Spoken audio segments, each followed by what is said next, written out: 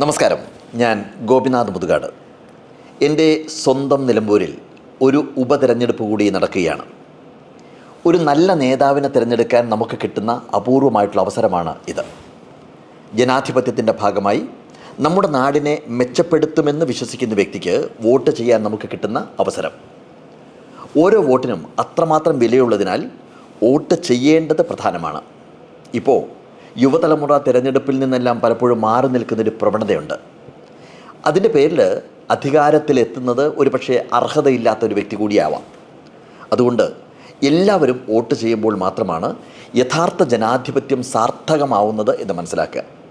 Vote ചെയ്യുന്നതിലൂടെ നമ്മുടെ ശബ്ദങ്ങൾക്കും വിലയുണ്ടെന്നും ജനങ്ങൾക്ക് എന്താണ് വേണ്ടതെന്ന് അറിയുന്ന നേതാക്കളെ നമുക്ക് തിരഞ്ഞെടുക്കാനുള്ള കരുത്തുണ്ടെന്നും എല്ലാവരും മനസ്സിലാക്കട്ടെ.